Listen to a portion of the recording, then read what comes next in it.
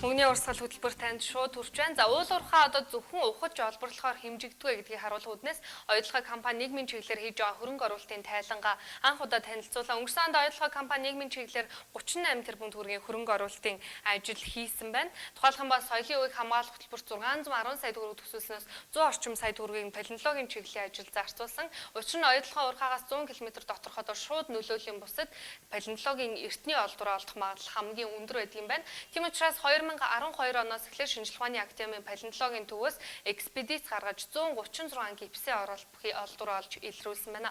Тэдний донд хүзүүний үе бүхий толгоёос хэлхээтэй сүүлийн үе зэрэг гадрозавроидын одоо олдвор олдсон гэж палеонтологийн лаборатори музей эрхлэгч Цогтбаатар онцлон хэлж байна.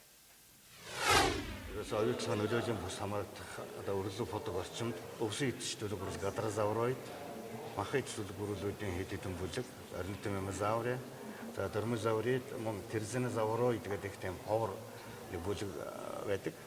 Тийм бүлэг бүрүүлийн олдорууд мөн эртний матар эртний яс түлхийн тийм олдоруудыг олсон байна. Палеонтологийн нэг онцлог бол шууд одоо олоод тэр чинь ингээд одоо бидний мэддэг шиг музейд байдаг шиг тийм олдор болдгоо. Яг бол чинь олон сая жил хадгалагдсан байдаг учраас тэрийг одоо хөр шороотой авдаг тийм арга байт юм л да бидний.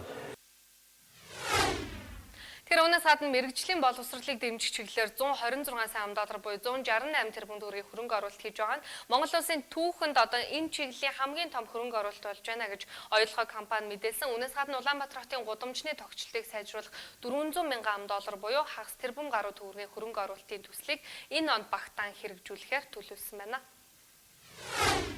Оюутлага компани нийт 3 жилийн хугацаанд $600 мянган хандуулж байгаа 100 мянган га газар ойжуулна гэсэн. Тэгэхээр энийг бид нэр Улаанбаатар хот Монголын ард түмний төлөө хийж байгаа бас бодиттой нүдэнд харагдах хөрөнгө оруулалт гэж бодож байгаа.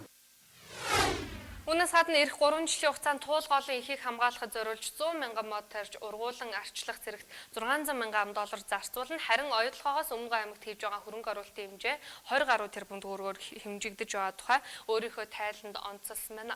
Тэгвэл